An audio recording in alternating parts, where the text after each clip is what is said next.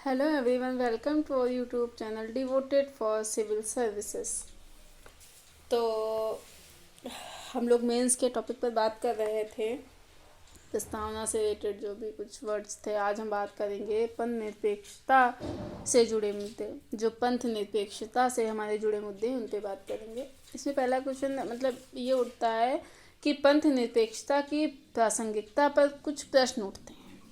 उसमें से ये है कि पंथ निरपेक्षता की धारणा पर उत्पन्न खतरे क्या है या नहीं है। क्या भारत पंथ निरपेक्ष है? बहुत से लोगों का कहना है कि नहीं है। तो इसी के बारे में जानते हैं, समझते हैं। ठीक है, तो आइए देखते हैं। पंथ निरपेक्षता का मतलब क्या है कि राज्य का अपना कोई धर्म नहीं होगा। राज्य और धर्म के बीच एक सैद्धांतिक दूरी होगी, जहाँ पर राज्य धर्म के मामलों में अनावश्यक हस्तक्षेप नहीं करेगा, लेकिन राज्य धर्म के मामलों में सकारात्मक हस्तक्षेप कर सकता है।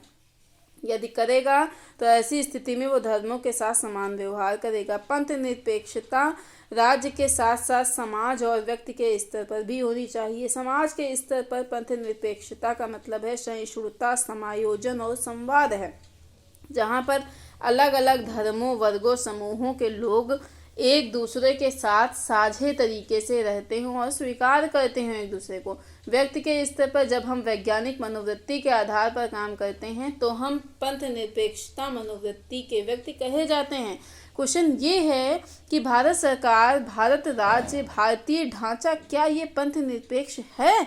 हाल के समय में विवाद का मुद्दा बना है ये। बहुत से लोगों का मानना है कि सरकारें पंथ निरपेक्ष की मूल अवधारणा से मतलब बिल्कुल दूर होती जा रही हैं। कारण ये बताया जा रहा है कि सरकारों के द्वारा चयनित रूप में अलग अलग धर्मों के प्रति झुकाव दिखाने की कोशिश की जा रही है और इसलिए धर्म विशेष के प्रति पक्षपातपूर्ण रवैये निभाते हैं।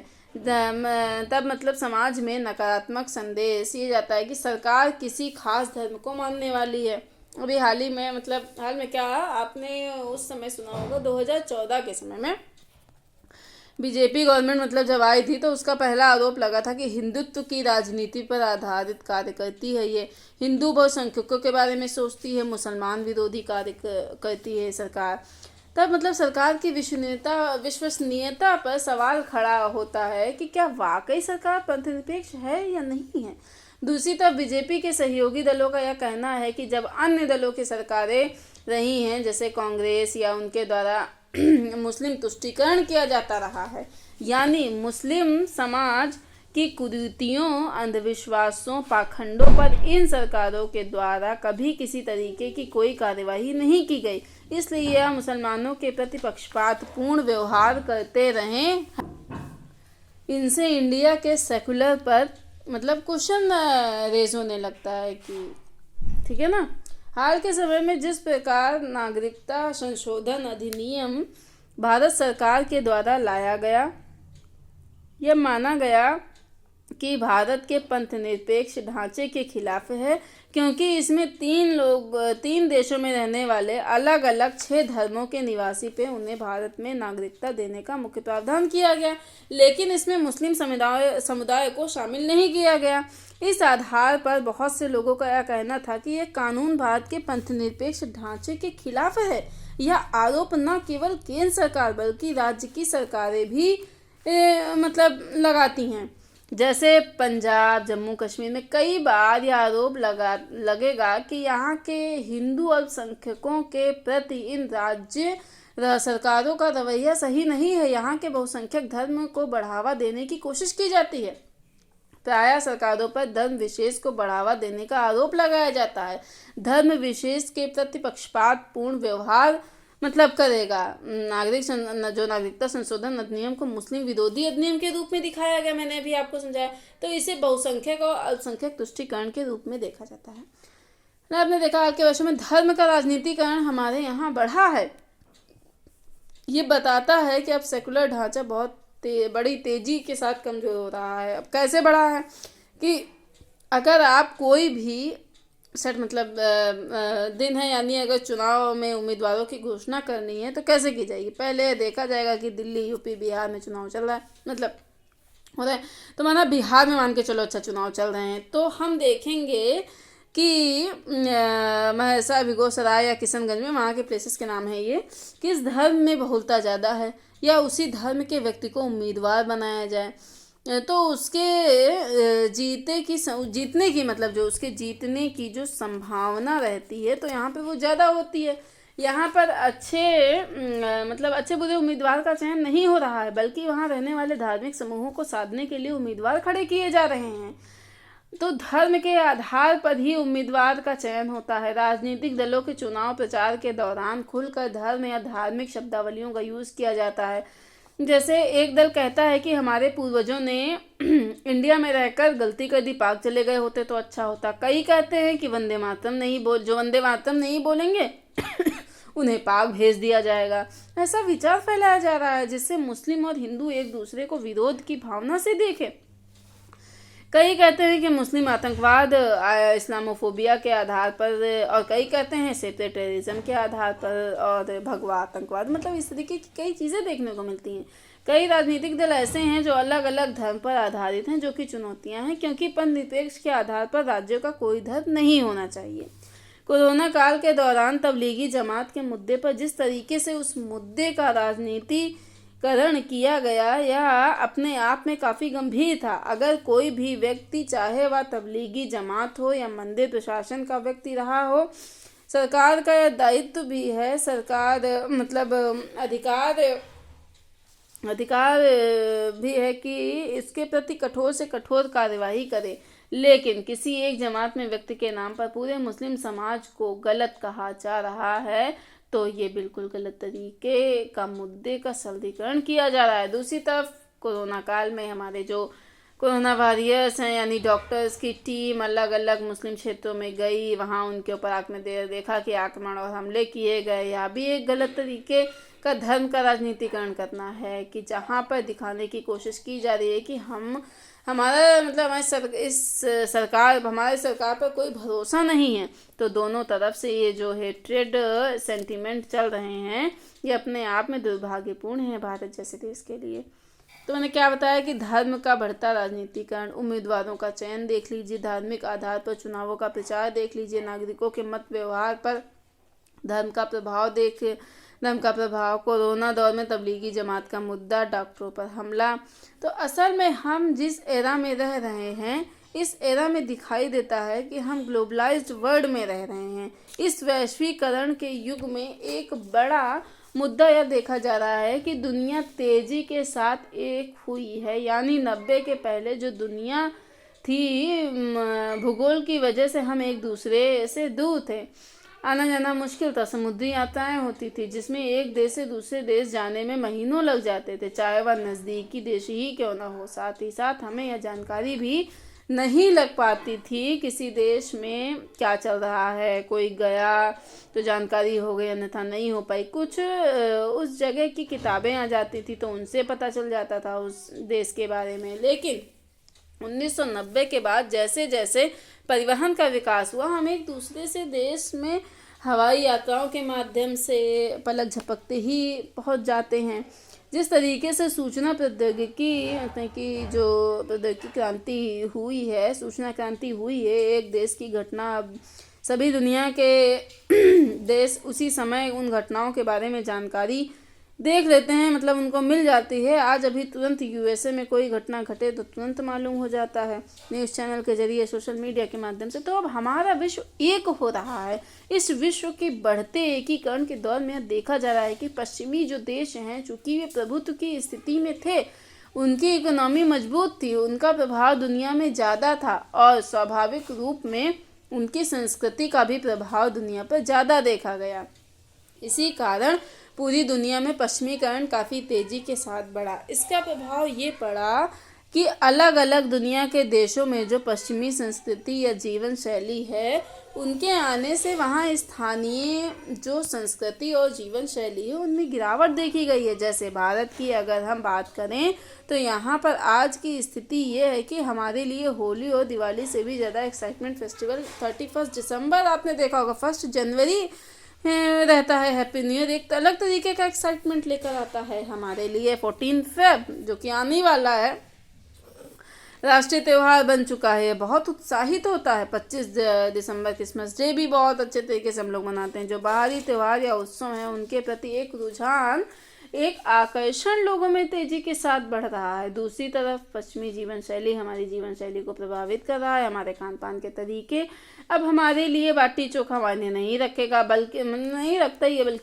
बल्कि हमारे लिए पिज्ज़ा बर्गर मायने रखेगा। छाछ लस्सी के बजाय Coca Cola, cold drink, soft drink, ये सब चीज़ें। कुल मिलाकर हमारे खान पान, रहन सहन की शैली अब धीरे धीरे उपेक्षित होती जा रही है। पश्चिमी जीवन शैली हावी होती जा रही है, तो स्थानीय स्तर के लोगों द्वारा इसका विरोध शुरू किया जाता है। जिनके द्वारा यह विरोध किया जाता है वो अपनी संस्कृति को किसी भी तरीके से स्थापित करना चाहते हैं, बाहरी संस्कृति को पूरी तरीके से खत्म करना चाहते हैं। तो जब लोग 14 फरवरी के लिए बाहर निकलते हैं तो शिवसेना भी सड़कों पर निकलेगी, उनके भाई बहन बनाने के लिए, रिश्तों की परिभाषा को बदलने के लिए। तो इस तरीके का जो फंडामेंटलिज्म है, मतलब जो रिलीजन बायसनेस है, तेजी के साथ बढ़ेंगे अपनी संस्कृति को यहाँ बनाए रखने के लिए। पंचायतों के द्वारा फरमान जारी किया जाएगा कि एक ड्रेस कोड बनाया जाए। लड़कियों के लिए आप जीन्स नहीं पहन सकती हैं, लड़कियां मोबाइल नहीं रख सकती, इस तरीके के फतवा जारी किए जाएंगे। यानी समाज में रिलीजियस फंडामेंटलिज्म आज के ग्लोबलाइज्ड वर्ल्ड में मतलब ज़्यादा बढ़ चुका है। यह अपने आप में गंभीर खतरा है, क्योंकि यह हमारे सेकुलर सोच को प्रभावित करता है। इस वजह से हमारे पंथनिरपेक्ष ढांचे पर सवाल खड़ा हो रहा है। इन सभी घटनाओं की वजह से यह देखा जा रहा है कि समाज के अलग अलग समुदायों के बीच में भी जो एक साझेपन की भावना थी वह बड़ी तेजी के साथ घटी है। हिंदू और मुस्लिम के बीच में एक गंगा यमुना तहजीब देखी जाती थी, या मुस्लिम सिख हिंदू के बीच में अलग अलग धार्मिक समुदायों के बीच में कभी अंतर नहीं किया जाता था, अपनी मतलब आपसी तालमेल देखा जाता था।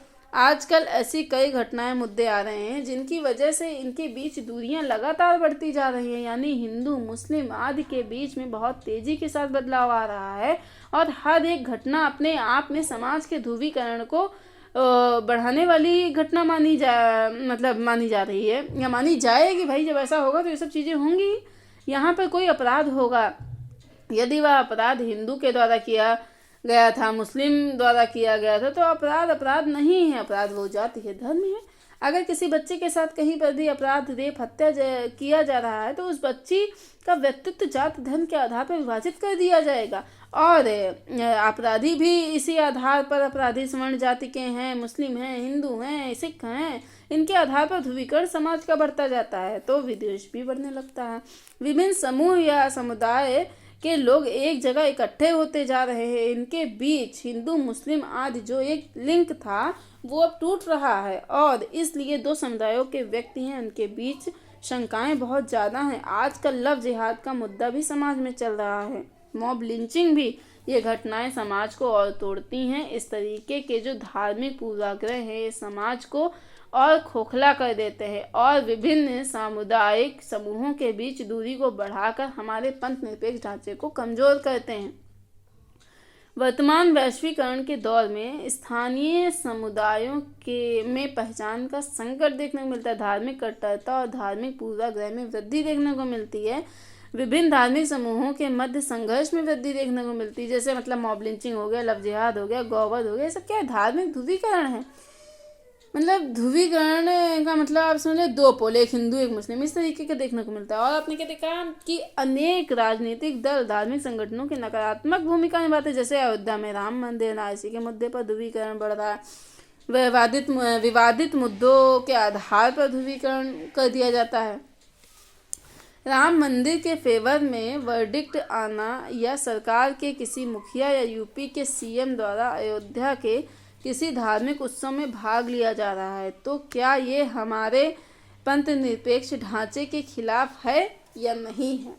या जिले का नाम बदलने की कोशिश की जा रही है, किसी धार्मिक स्थल का नाम बदलने की कोशिश की जा रही है। हमारी पंथ निरपेक्षता की परिभाषा के अनुसार किसी मंत्री सीएम धार्मिक स्थल पर जाना बिल्कुल भी गलत नहीं है, परंतु किसी एक धर्म विशेष के प्रति झुकाव रखना गलत है। ये किसी एक धर्म विशेष के प्रति दूरी मतलब रखना निश्चित रूप से गलत है। इसका संदेश हमारे समाज में धार्मिक समूहों में एक अच्छे रूप में नहीं जाता है। सरकारों की मतलब जिम्मेदारी होती है कि सभी धार्मिक समूहों के अंदर विश्वास का भाव उत्पन्न करे कि सरकार हम सभी की है, किसी एक की नहीं है। तो मतलब क्या है कि धार्मिक त्योहार के दौरान जुलूस निकलते हैं, आपने देखा है।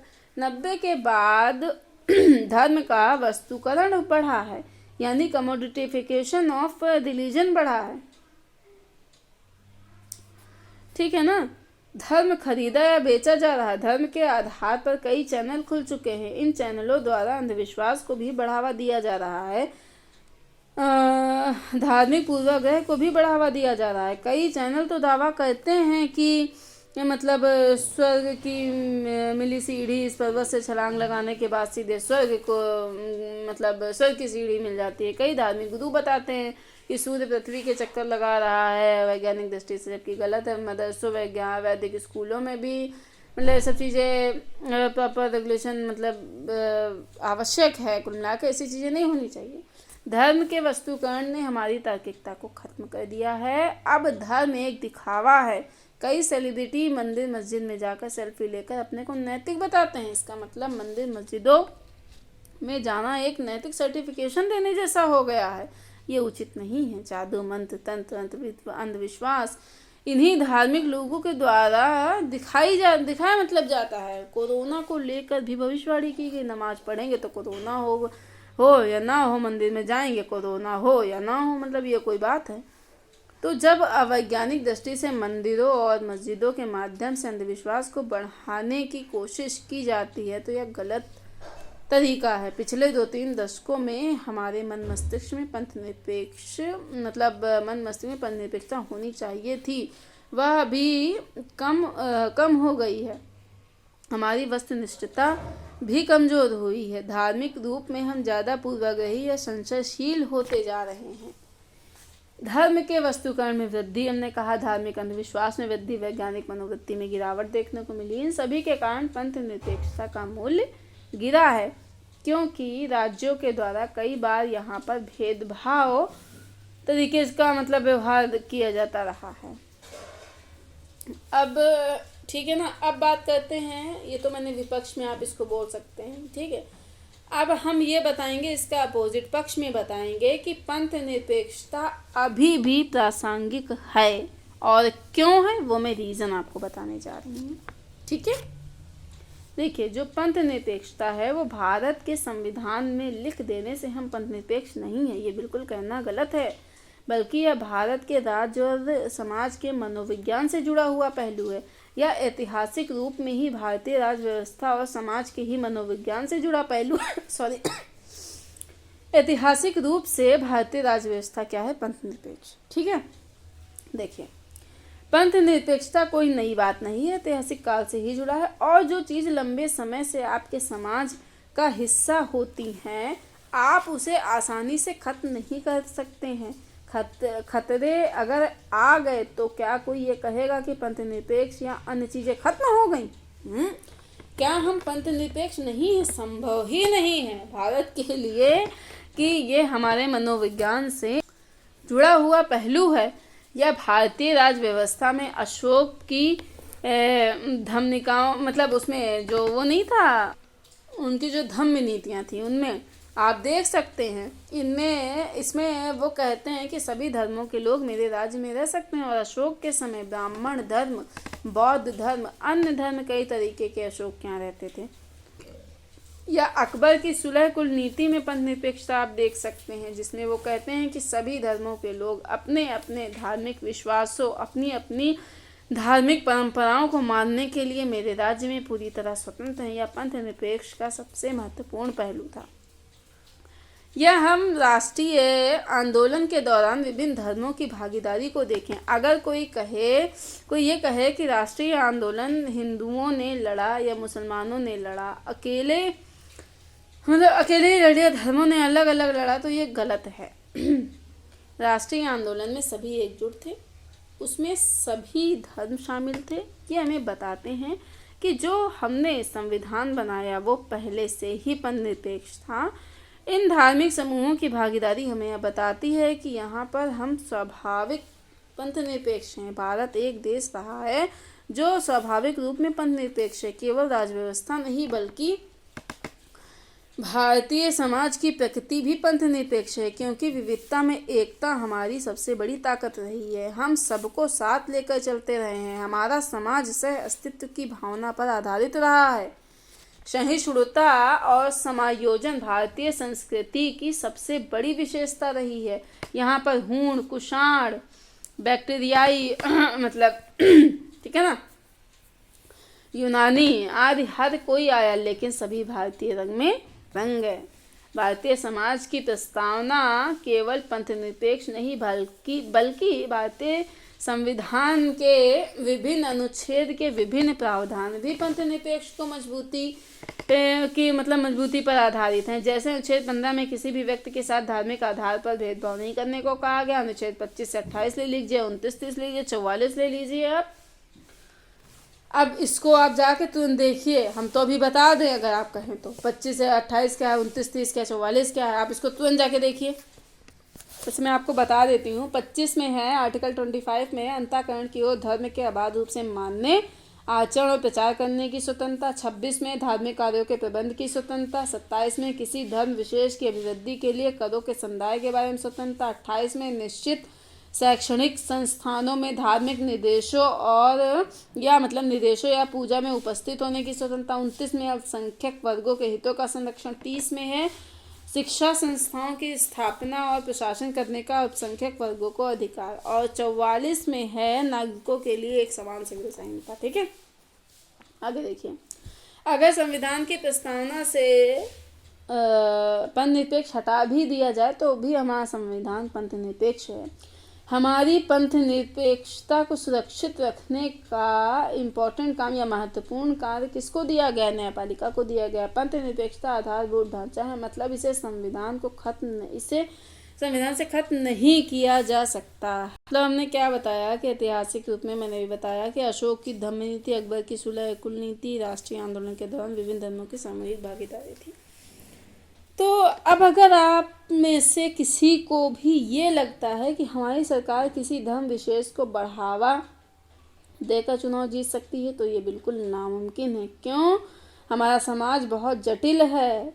इस जटिल समाज को समझना होगा। आगे बात करेंगे। 1985 में शाहबानो केस आया, मुस्लिम महिला को भरण पोषण का अधिकार दिया। 1996 में मुस्लिम समाज के कुछ ताकतों की वजह से उस वक्त के इस कानून को बदलना पड़ा। सर्वोच्च न्यायालय के निर्णय को निरस्त करके एक कानून लाया गया और कहा गया कि ऐसा नहीं किया जाएगा। कांग्रेस के ऊपर उस वक्त मुस्लिम तुष्टीकरण का आरोप लगा।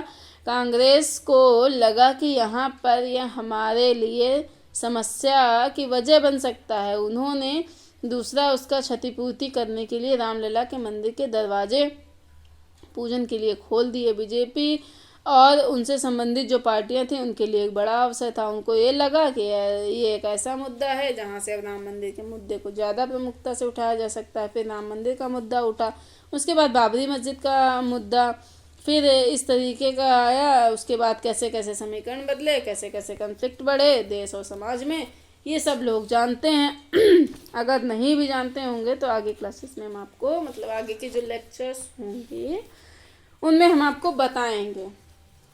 हमने क्या कहा। दूसरा आप नोट करते रहिए चाहें तो, कि भारतीय समाज की प्रकृति भी पंथ निरपेक्ष है। मैंने कैसे बताया, आप एरो दे करके फिर लिखिए उसमें विविधता में एकता, फिर उसमें के अंदर पॉइंट दे दीजिए सह अस्तित्व की भावना, सहिष्णुता और समायोजन। ठीक है ना। फिर भारतीय संविधान के विभिन्न प्रावधान पर निरपेक्ष पर आधारित हैं। धार्मिक आधार पर भेदभाव का प्रतिषेध आर्टिकल 15 में दिया हुआ है। ठीक है ना। और धार्मिक स्वतंत्रता का अधिकार आर्टिकल 25 से 28 में दिया हुआ है। सांस्कृतिक शैक्षणिक अधिकार आर्टिकल 29 से 30 में दिया हुआ है। समान नागरिक संहिता का अधिकार आर्टिकल 44 में दिया हुआ है। और फिर मैंने क्या कहा कि विभिन्न संवैधानिक या वैधानिक संस्थाओं द्वारा पंथ निरपेक्षता का संरक्षण क्या है कि सर्वोच्च न्यायालय द्वारा संविधान का आधारभूत ढांचा है ये। ठीक है ना। राष्ट्रीय अल्पसंख्यक आयोग और राष्ट्रीय मानवाधिकार आयोग, इस तरीके की चीज़ें आपको देखने को मिलती हैं। ठीक है ना। तो निष्कर्ष हम क्या यहाँ से निकालेंगे? निष्कर्ष क्या निकालेंगे? चूंकि हम एक ऐसे समाज में रह रहे हैं जो संक्रमणशील समाज है, मतलब जो हमारी वर्तमान पीढ़ी है वह पीढ़ी पूरे तरीके से अपनी परंपरा या पूरे तरीके से आधुनिकता को स्वीकार नहीं कर पाई है उन दोनों के बीच में। ठीक है ना। तो यहाँ पर जो परंपरा और आधुनिकता का जो समन्वय होना चाहिए, उसके बजाय वह दुविधा की स्थिति ज़्यादा है कि हमारी परंपराएं ज़्यादा सही थी या जो आधुनिक सभ्यता है वो ज़्यादा सही थी। ये दुविधा ज़्यादा बढ़ी हुई है हमारे संक्रमणशील समाज में। जब तार्किकता का विकास होगा, तब जब जागरूकता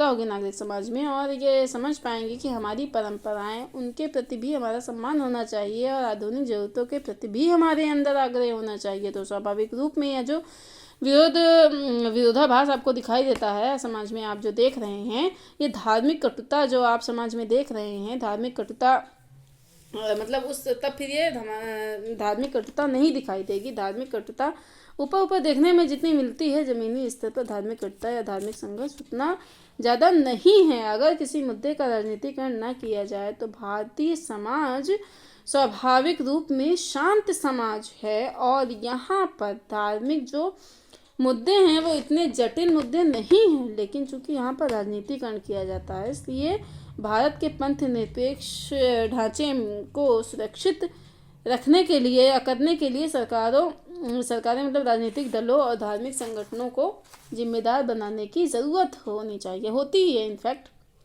और साथ नागरिक समाज को मनोवैज्ञानिक मनोवृत्ति का पालन करते हुए अपने मत व्यवहार में धर्म की जगह विकास, सुशासन जैसे मुद्दों को तरजीह देने की ज़रूरत होनी चाहिए।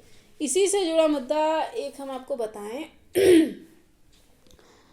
कि फ्रांस भारत से क्या पदनिरपेक्षता के मामले में कोई सीख ले सकता है। तो आप चाहे तो हेडिंग डाल दीजिए, हम थोड़ा सा बताएंगे आपको कि फ्रांस और भारत की पदनिरपेक्षता की तुलना, आप ये नंबर डालिए, उस पर लिखिए, मैं थोड़ा एक्सप्लेन करूँगी। उसमें लिखिए कि पहली हेडिंग 1 नंबर या ये नंबर कुछ भी डाल दीजिए कि फ्रांस की पदनिरपेक्षता लेसाइट ब्रैकेट में सिर कर दीजिएगा राज्य और धर्म के पूर्ण अलगाव पर आधारित है, जहां राज्य धार्मिक मामलों के प्रति तटस्थ व्यवहार रखता है, मतलब पक्षपात नहीं करेगा। फ्रांस का अपना मानना है। अब देखिए, भारत में राज्य और धर्म के बीच पूर्ण अलगाव नहीं है, यानी भारत में राज्य धर्म के मामलों को लेकर बिल्कुल तटस्थ नहीं हो सकता है, लेकिन धर्म के मामलों में सकारात्मक दखल दे सकता है। फ्रांस में प्रतिबंधात्मक पदनिरपेक्षता है। दूसरा लिखिए, मतलब क्या है कि सार्वजनिक जीवन को भी सेकुलर बनाने की कोशिश की जाती है, मतलब जैसे धर्म से संबंधित जो रहन सहन, खान पान, वेशभूषा का जो विश्वास है वो आपके घर के अंदर होना चाहिए, ना कि सार्वजनिक जीवन में। मतलब स्कूल कॉलेज में आप बुर्का, नकाब, पगड़ी, टीका ये सब लगा कर नहीं जा सकते हैं। यानी सार्वजनिक जीवन भी पदनिरपेक्षता सार्वजनिक जीवन में भी पदनिरपेक्षता हो, इसके लिए राज्य के द्वारा निर्मित नीतियों द्वारा सार्वजनिक जीवन में धर्म के प्रभाव को कम करने का प्रयास किया जाता है। तो क्या हमें बताया कि राज्य द्वारा निर्मित नीतियों सार्वजनिक जीवन में पदनिरपेक्षता स्थापित करने का प्रयास किया जाता है। जैसे स्कूलों और कॉलेजों में सभी धार्मिक प्रतीकों पर प्रतिबंध, जैसे बुर्का पर प्रतिबंध, ठीक है ना, खान पान के नियमों पर निर्देश दिए जाते हैं। कुल मिलाकर फ्रांस में धार्मिक स्वतंत्रता सुरक्षित नहीं है, मतलब भारत जैसी नहीं है। धार्मिक स्वतंत्रता पर अनेक प्रतिबंध हैं। जैसे हाल के वर्षों में फ्रांस के युवकों में ISIS जो है के प्रति बढ़ती लोकप्रियता वहाँ ज़्यादा देखने को मिली, लोकप्रियता बढ़ रही है। Islamic state of France and Syria में फ्रांस के युवा सम्मिलित हुए, जबकि सेकुलर तो बहुत कठोरता के साथ, भारत जैसा तो सेकुलर नहीं है, भारत में ज़्यादा सेकुलर है, मतलब कठोरता की दृष्टि से फ्रांस ज़्यादा कठोर है। सार्वजनिक स्थलों, स्कूल, कॉलेज, खान पान, वेशभूषा पर जिस तरीके से धार्मिक प्रतिबंध हैं, उसके कारण यहाँ पर जो अलग अलग धार्मिक समुदाय हैं वे अपने को उपेक्षित महसूस करते हैं। उनको लगता है कि उनका धर्म खतरे में है। इस कारण फ्रांस का लसिटे सक्सेसफुल नहीं है और भारत का जो सेकुलरिज्म है वो ज़्यादा सक्सेसफुल रहा है, क्योंकि हमने अपनी धर्मनिरपेक्षता में मतलब सभी धार्मिक समुदायों को धार्मिक स्वतंत्रता दी है। भारत का मुस्लिम और फ्रांस का मुस्लिम एक हो ही नहीं सकता। भारत में पारसी, यहूदी, ईसाई हैं जो संख्या बल में बेहद कम है। अगर ये फ्रांस में, यूरोप में जाएं तो वहाँ पर उतना सुरक्षित नहीं महसूस करेंगे, जबकि वो लोकतांत्रिक मतलब देश का अपने यहाँ ज़्यादा दावा करते हैं, ज़्यादा सभ्य हैं, ज़्यादा पढ़े लिखे लोग हैं, उसके बावजूद वहाँ का देश और समाज उतना सुरक्षित नहीं है जितना कि भारतीय समाज। क्योंकि भारतीय समाज में कोई भी धर्मावलंबी हो, वह सड़कों पर निकल रहा हो तो वह खुलकर अपने धार्मिक प्रतीकों का दिखावा कर सकता है, चाहे वो टोपी पहनना हो, पगड़ी पहनना हो, बुर्का हो, दाढ़ी हो, मतलब बुर्का पहन लो, दाढ़ी पहन लो, हाथ में कलावा बांध लो, ताबीज पहन लो, मतलब कुछ भी आप कर सकते हैं। ये इंडिया है, ये भारत की पंथ निरपेक्षता है। जो लोग ये सवाल उठाते हैं कि भारत क्या वाकई पंथ निरपेक्ष है, तो वहाँ आप मतलब आप जब भी कभी आंसर लिखें तो उसमें बता सकते हैं कि भारत की तुलना में अन्य देशों की जो पंथ निरपेक्षता है वह रिस्ट्रिक्टिव यानी कि प्रतिबंधात्मक है, जबकि भारत की जो पंथ निरपेक्षता है वो हार्मोनी यानी कि धार्मिक सौहार्द पर आधारित है। ये एक बड़ा अंतर, ह्यूज डिफरेंस आपको देखने को मिलता है। फ्रांस में आपने देखा होगा आतंकी हमले बढ़े हैं। ऐसे में प्रश्न उठता है कि फ्रांस को भारत से क्या सीखना चाहिए, तो इसलिए फ्रांस को भारतीय पंथ निरपेक्षता से सीख लेने की आवश्यकता है।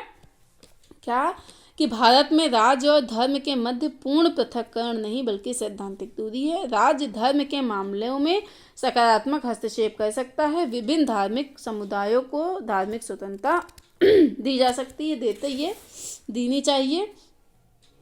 फ्रांस की समस्या क्या है कि प्रतिबंधात्मक के कारण अल्पसंख्यक उपेक्षित पहचान का संकट, जैसे बुर्का, नकाब, ये सब चीज़ें।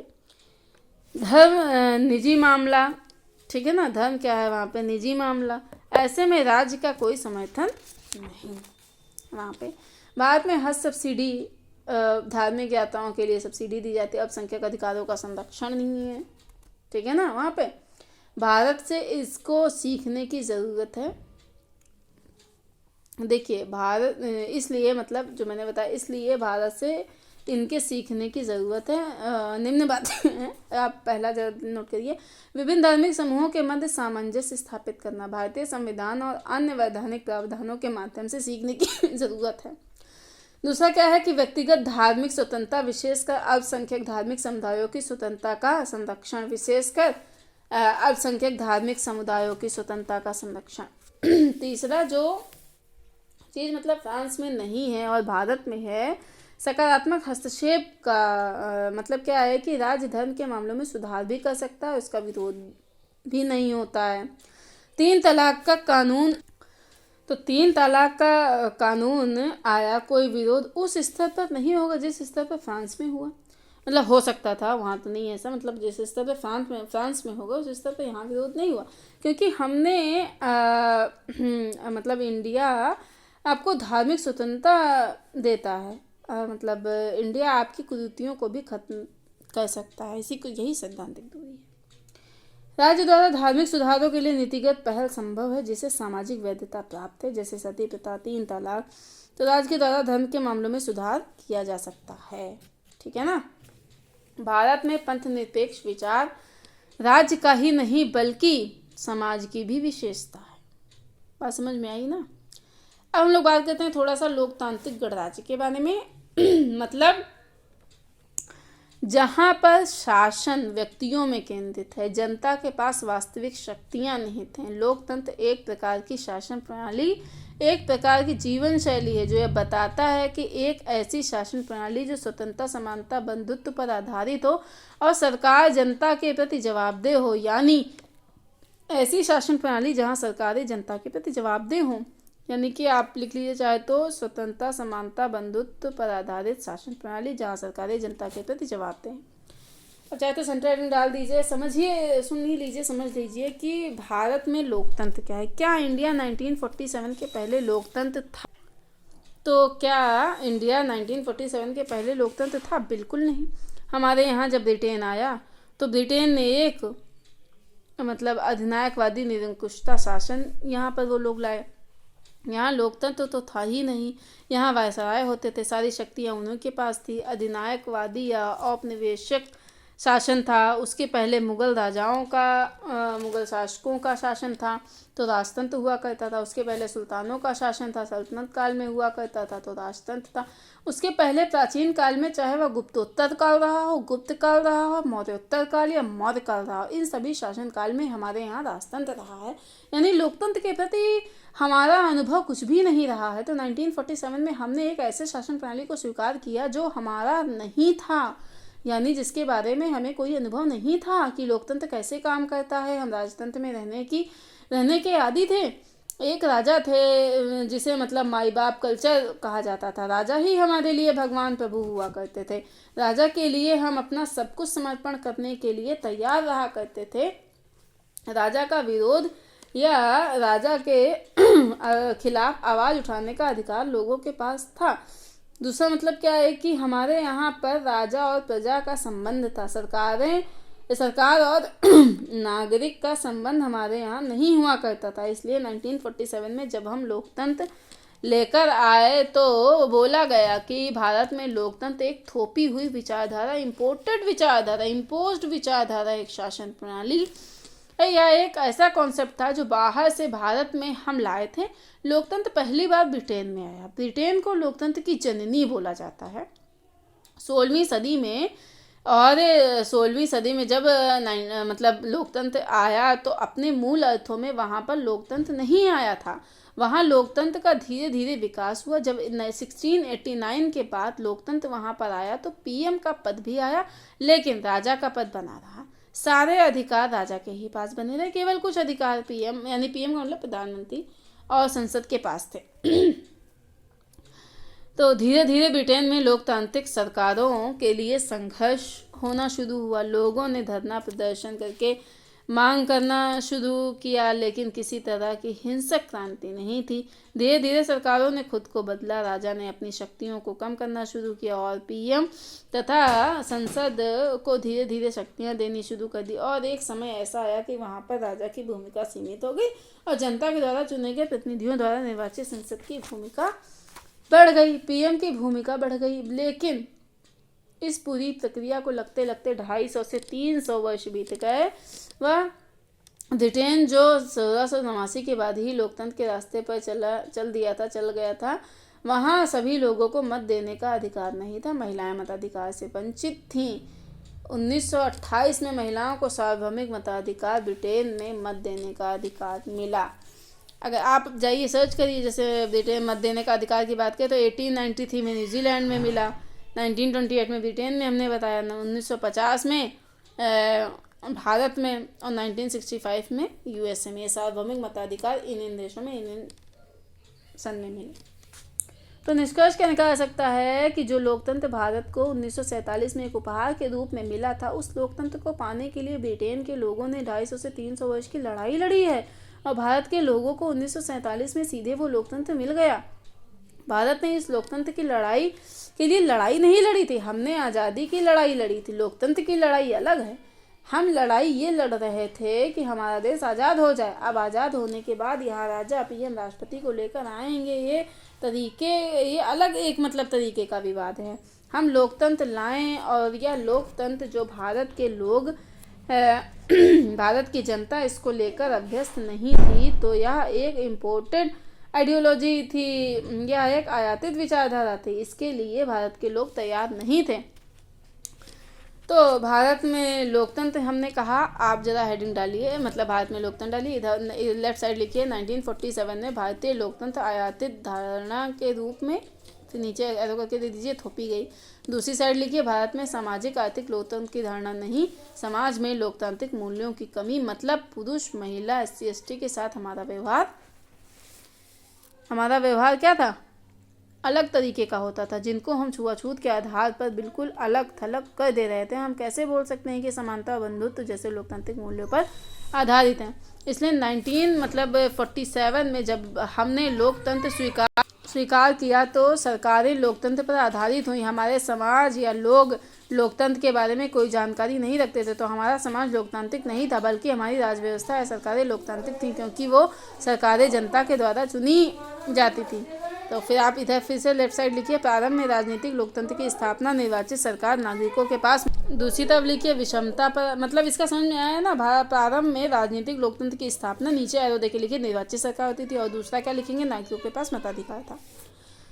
और फिर इधर वाला लिखिए राइट साइड में, विषमता पर आधारित समाज, जातिगत और धार्मिक पहचान अधिक प्रभावी, नागरिकों का मतलब अपने अधिकारों के प्रति जागरूकता का अभाव, ऐसा जो है देखने को मिला। तो जागरूकता का जब अभाव हुआ तो हमारा लोकतंत्र राजनीतिक लोकतंत्र था। हमने यह लक्ष्य बनाया कि यहाँ पर सामाजिक आर्थिक लोकतंत्र लेकर आए 1947 के बाद में, मतलब कि राजनीतिक लोकतंत्र के माध्यम से सामाजिक आर्थिक लोकतंत्र की स्थापना का प्रयास किया गया। तो अब क्वेश्चन ये है कि निर्वाचित सरकार कितना ज़्यादा लोगों या जनता के प्रति गंभीर और संवेदनशील हैं या उत्तरदायी हैं, और मत देने का अधिकार जब नागरिकों को दिया गया तो मत देने का मतलब भी क्या नागरिकों को मालूम था? ऐसा नहीं था। राजनीतिक लोकतंत्र तो 1947 के बाद भारत में आ गया, लेकिन हमारा समाज लोकतांत्रिक नहीं था, हमारी अर्थव्यवस्था लोकतांत्रिक नहीं थी, हमारे यहाँ सामाजिक आर्थिक लोकतंत्र नहीं था उस समय।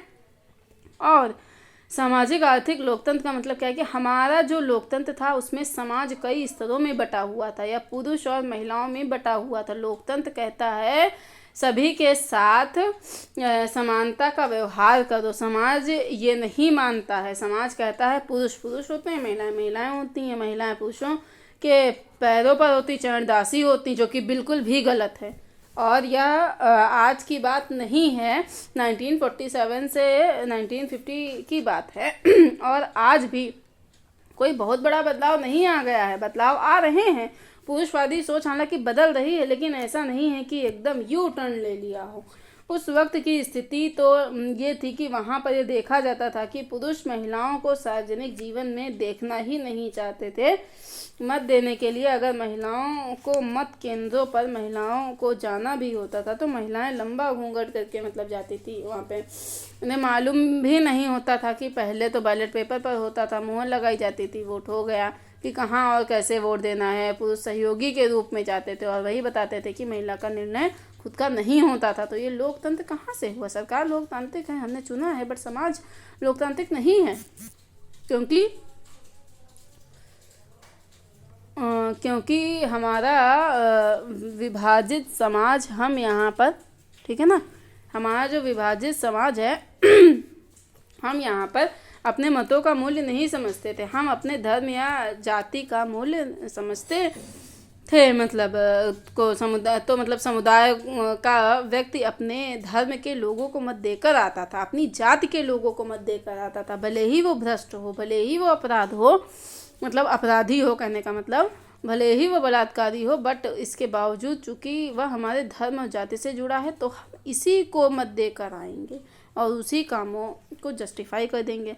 आज यूपी के बहुत से माफिया हैं जो कि राजनीति में बहुत सक्रिय हैं, सांसद विधायक रहे हैं और उनको अलग अलग धर्मों समूहों के मतलब लोग हैं, उनको जस्टिफाई करते हैं, कहते हैं कि जब पहला मर्डर किया था तो बहुत स्ट्रगल किया था। इस तरीके की सहानुभूति उनके साथ जो है जुड़ी रहती है। ये अपने आप में विडंबना है, क्योंकि हमारी सोच लोकतांत्रिक नहीं है। यहाँ पर माफिया को जीतते हुए देखना चाहते हैं, हमें कोई ऑब्जेक्शन नहीं है। हम यहाँ अपने समुदाय को सुरक्षित देखना चाहते हैं, तो उसके लिए हिंसा का सहारा लेना पड़े, क्योंकि हमारे पास लोकतांत्रिक विचार ही नहीं था। तो मतलब समझ में आया ना कि राजनीति लोकतंत्र के माध्यम से सामाजिक आर्थिक लोकतंत्र की स्थापना का प्रयास किया जा रहा है। जैसे कि मतलब सरकारों के माध्यम से समाज को बदला जाएगा, अर्थव्यवस्था को बदला जाएगा, जिससे स्वतंत्रता, समानता, बंधुत्व पर आधारित हमारा समाज, हमारी अर्थव्यवस्था बदलेगी। यह सरकारों को जिम्मेदारी दी गई।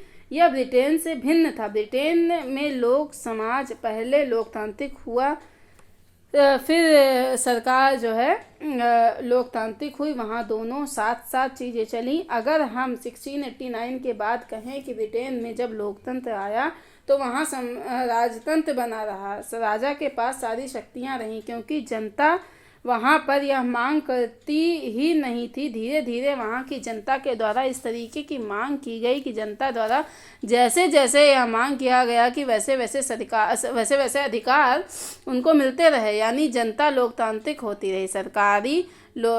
मतलब जो सरकारें थीं वो लोकतांत्रिक होती रही एक प्रक्रिया के माध्यम से। वो तो लोकतंत्र एक विकास प्रक्रिया के माध्यम से मिला था। वहाँ राजनीतिक लोकतंत्र सामाजिक लोकतंत्र के साथ आया। भारत में राजनीतिक लोकतंत्र आ गया और कहा गया कि सरकारों के जरिए यहाँ सामाजिक आर्थिक लोकतंत्र आएगा। तो भारत में लोकतंत्र का विकास देखिए, जब देश आज़ाद हुआ तो हमने अपनी डेमोक्रेसी को पुअर डेमोक्रेसी, मतलब हम लोग अपनी डेमोक्रेसी को पुअर डेमोक्रेसी कहते थे, यानी निर्धन लोकतंत्र, गरीब लोकतंत्र था। मतलब यहाँ गरीबी के सेंस में नहीं है, यहाँ इकोनॉमिकली हम गरीब थे। गरीबी यानी लोकतांत्रिक मूल्यों की गरीबी थी। हम जाति, धर्म, भाषा, लिंग के आधार पर बटे हुए थे और यहाँ पर एक दूसरे के स्वतंत्रता, एक दूसरे के प्रति समानता जैसे मूल्यों का सम्मान नहीं करते थे।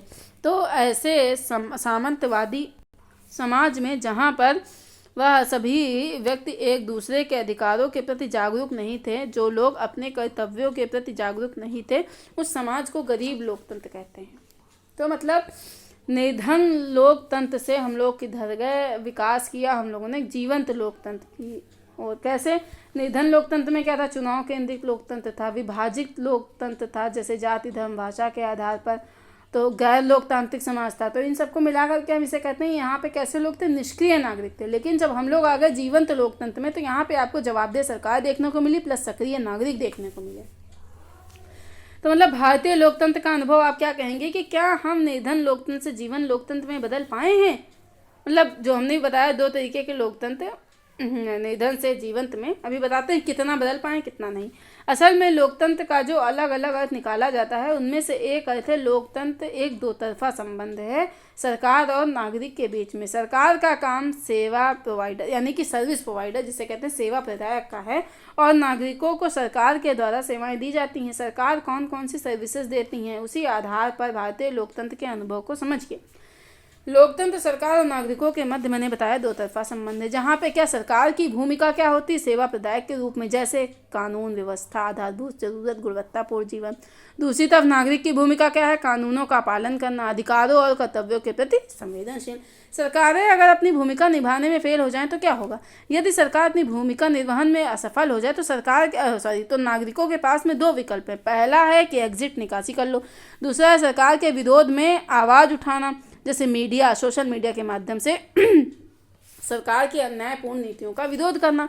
हम कानून और व्यवस्था के लिए सरकार के ऊपर निर्भर हैं। सरकार का काम सर्विस देना है, कानून व्यवस्था बेहतर करना, आधारभूत जरूरत को पूरा करना, हमारी गुणवत्तापूर्ण जीवन की दशाओं को सुरक्षित रखना। साधारण आम आदमी एफआईआर दर्ज कराने जाता है तो पता चलता है कि पुलिस अपराधी के साथ है। ऐसी स्थिति में आम आदमी भैया जी टाइप लोगों के पास माफिया गए और मतलब काम हो गया, वे उनके लिए सब कुछ हो गए। यही काम नक्सलवादियों के साथ होता है। साधारण व्यक्ति को जब कहीं से हेल्प नहीं मिलती तो वह नक्सलवादियों में शामिल हो जाता है। ये चीज़ें भले ही गलत हों लेकिन इससे लोकप्रियता बढ़ती है माफिया टाइप लोगों की। मतलब सरकारी व्यवस्था में हम अपने को बाहर निकाल रहे हैं, सरकारी व्यवस्था से हम अपने को बाहर निकाल रहे हैं। हम व्यवस्था के लिए अब सरकार पर निर्भर नहीं रहे, हम इसके लिए माफिया लोगों के संपर्क में आ गए, नक्सलियों के संपर्क में आ गए, हथियार उठा लिए। यानी एक तो जब सरकारें अपनी भूमिका सही से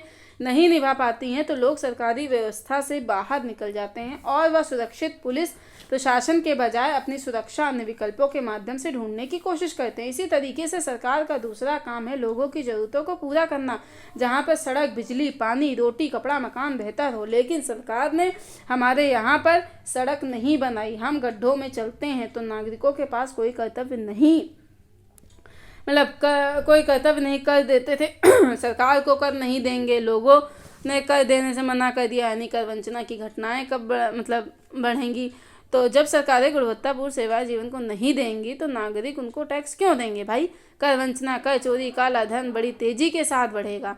लोगों को लगेगा जितने भी उम्मीदवार हमारी सरकार है वो हमारी बातें तो सुन रहे मतलब सुन नहीं रही है। वोट देने या ना देने का क्या मतलब है। हर सरकार को हमने देख लिया तो मत देने में मतलब शंका आएगी। इस तरीके से सरकारी व्यवस्था से लोग बाहर निकलेंगे। मतलब सरकार जहाँ पर है हम जाएंगे ही नहीं। सरकारी स्कूल, सरकारी हॉस्पिटल इतने गंदे हैं कि घिन आती है देखकर। हम सक्षम हैं तो हम प्राइवेट स्कूल हॉस्पिटल में दिखा ले, BSNL नहीं, वोडा, आइडिया, जियो लेंगे हम लोग। तो मतलब क्या देखा आपने कि सरकारी व्यवस्था से स्वयं को बाहर कर लेते हैं, कर लेंगे ही लोग। सरकार राज्य के वैकल्पिक संस्थानों की खोज, जैसे कर चोरी, कानूनों का उल्लंघन, मत ना देना, सरकारी संस्थाओं के स्थान पर निजी संस्थाओं का चयन, ये निष्क्रिय नागरिक हो गए। ठीक है ना। दूसरी तरफ क्या, धरना प्रदर्शन, सामाजिक आंदोलन, अपने कर्तव्यों का निर्वहन करते हुए अधिकारों की मांग करना, ये सक्रिय नागरिक हो गए। यही सक्रिय नागरिक सरकारों को भी मतलब जिम्मेदार और जवाबदेह बनाते हैं। इसी से जीवंत लोकतंत्र आता है। ठीक है ना। रेल गंदी आपने देखा होगा, मेट्रो बहुत साफ रहती है। क्यों? क्योंकि अपनी जिम्मेदारी लोग निभा रहे हैं। सड़क के किनारे डस्टबिन रख दीजिए, नागरिक भी मतलब उसी में फिर डालेंगे कूड़ा, क्यों इधर उधर डालेंगे। जैसे जीवंत लोकतंत्र में अन्ना आंदोलन आपने देखा, हाथरस में विरोध देखा आपने। अगर आप पिछले एक दशक में देखें, खासकर निर्भया केस के बाद, तो अधिकारों और महिला सुरक्षा को लेकर संवेदनशीलता बढ़ती है। अब ये अलग बात है कि हम इन अधिकारों पर ये नहीं कह सकते कि महिलाओं के खिलाफ बढ़ती हुई हिंसा भी घटी है। लोग कहते हैं कि नारी के खिलाफ की लोगों की सोच बदलने की ज़रूरत है, महिलाओं को सम्मान देने की ज़रूरत है आदि। कई बार ये बातें होती हैं कि हम महिलाओं को कमज़ोर मानकर ही कोई डिस्कोर्स करना शुरू करते हैं। और होना क्या चाहिए? क्या हमें महिलाओं को मजबूत करने की ज़रूरत है? क्या हमें उनको आत्मरक्षा के लिए तैयार करने की ज़रूरत है? क्या इस तरीके के संभावित खतरों पर जवाब दे सके, इसकी ज़रूरत है? क्या हमें ज़रूरत है जो भी ऐसे संवेदनशील जगह हैं जहां पर इस तरीके की घटनाएं हो सकती हैं, वहां पर पुलिस प्रशासन की सक्रियता को बढ़ाने की ज़रूरत है। और साथ ही साथ यहाँ पर परिवार से लेकर शिक्षण संस्थानों के अंतर्गत लोगों की सोच को बदलने की कोशिश करनी होगी। क्योंकि लोगों की सोच साल भर, 6 महीने, 10 महीने में नहीं बदलती। लोगों की सोच बदलने में हमें एक लंबा समय लगता है सालों लग जाते हैं। ठीक है ना। लेकिन जो तत्काल रूप में हमें करने की ज़रूरत है कि हर घर में सभी माँ बाप अपने बच्चों को, खासकर लड़कियों को, आत्मरक्षा का गुण सिखा दें कि कम से कम वह प्रतिरोध कर सकें इस तरीके की घटनाओं का। वहाँ पर वह इन सब चीज़ों से बचने की, उसके अंदर की क्षमता का विकास कराया जाए। और प्रशासन को यह जिम्मेदारी लेनी होगी। एक ही जगह पर कोई घटना घटित हुई, फिर वहीं दोबारा घटना घटित हो रही है, बार बार घटना घटित हो रही है, इसकी जिम्मेदारी प्रशासन को लेनी ही होगी। तो कुल मिलाकर वाइब्रेंट डेमोक्रेसी यानी कि जीवंत लोकतंत्र एक ज़रूरत है। हाल के वर्षों में मीडिया, सोशल मीडिया, विरोध प्रदर्शन आदि नागरिकों के द्वारा मतलब होते रहे हैं। पहले ऐसा नहीं होता था। जो आज नागरिक पहले की तुलना में ज़्यादा जागरूक है, बट अभी एक कमी है और वो अपने कर्तव्यों के प्रति जागरूक मतलब नहीं है। अधिकारों की मांग कर रहे हैं लेकिन कर्तव्यों की मांग नहीं कर रहे हैं। ये नहीं कह रहे कि मैं कर्तव्य करूँगा या करूँगी। दोनों चीज़ें एक साथ सदेंगी तो हमारा लोकतंत्र जीवंत लोकतंत्र के रूप में दिखेगा। ये आपको समझ में आ गया होगा। आप इसके साथ ही एक NCERT की बुक है, संविधान, सिद्धांत और व्यवहार।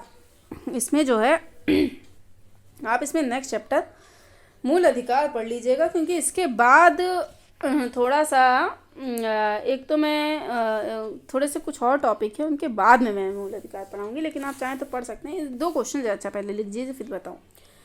पश्चिम पंथनिरपेक्षता भारतीय पंथनिरपेक्षता से किस रूप में भिन्न है? ये।